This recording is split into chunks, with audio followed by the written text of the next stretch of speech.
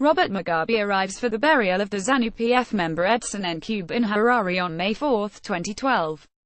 Philemon Bulawayo. Reuters. Robert Mugabe, the only head of state that Zimbabwe has ever known in its 37-year existence, is this morning under house arrest.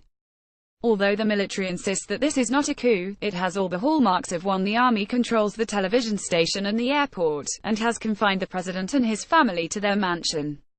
Unconfirmed reports suggest that leaders of one faction of the ZANU-PF, the ruling party, are being rounded up and arrested. However, the next few hours and days pan out, it seems clear that the days of Robert Mugabe ruling Zimbabwe are at an end. The immediate events that precipitated the military intervention all revolve around the question of who will follow the 93-year-old Mugabe. For several years, two camps have jostled over the right to succeed him, one led by his wife Grace and the other by Vice President Emmerson Mnangagwa. Then, a week ago, the scales appeared to tip toward the First Lady when the Vice President was fired and publicly castigated for showing traits of disloyalty. Humiliated and fearing for his life, he fled the country. But Mnangagwa, a stalwart Mugabe ally since before independence in 1980, has long been tight with the security forces, especially General Constantine Chiwenga, a military chief. The balance of power shifted on November 13 when Chiwenga held a stunning press conference in which he publicly vowed to step in to protect the revolution. Less than 48 hours later, the military was on the streets and Mugabe was under house arrest. Although Mnangagwa's dismissal was the immediate spark for the coup, Zimbabwe's political crisis has been accelerating in recent months as the economy crumbled. Cash and basic goods are again in short supply. Unemployment is above 90%. Up to a quarter of the population has voted with its feet by leaving the country. The origins of the collapse date back to at least 2000, when Mugabe unexpectedly lost a constitutional referendum to consolidate his power. He and his cabal, including Mnangagwa and Chiwenga, decided they would never lose an election again, and treated the growing labor union-based opposition movement as the enemy. Although today's events may technically be Zimbabwe's first coup, it's not the first time the army has stepped directly into politics. ZANU-PF is dominated by veterans from the Liberation War.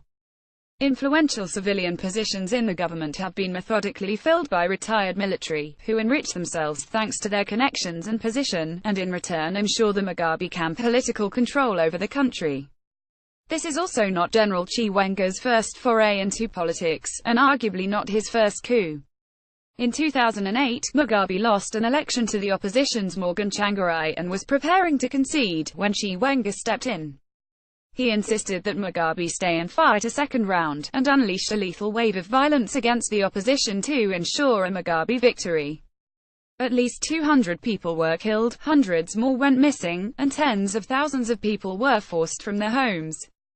To avoid further violence against his supporters, Tsvangirai pulled out of the election and sought refuge in the Dutch embassy. So what now? Emmerson Mnangagwa is widely expected to return to the country and likely will claim, with Chiwenga's backing, to be the savior of the nation. But the former vice president is no paragon of liberal democracy.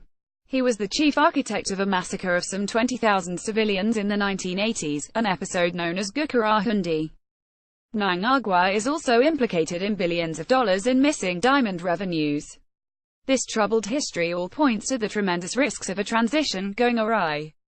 For now, the dispute in Harare is an internecine fight among elites within Mugabe's inner circle.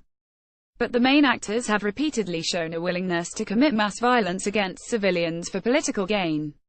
Warning signs of potential atrocity abound. A more optimistic scenario is that the military could, under pressure from neighbors and the international community, quickly step aside and introduce an inclusive transitional authority ahead of new elections next year. That might restore faith in democracy and encourage Zimbabwe's educated diaspora to return to help to rebuild. Zimbabwe nearly tried this once before, from 2009 to 2013, when a national coalition ran the government. The economy recovered strongly and things briefly looked promising. But Mugabe and company never ceded any real power. And they took full control again in 2013, plunging the country back into crisis. With Mugabe sidelined today, perhaps this time, a true coalition can succeed.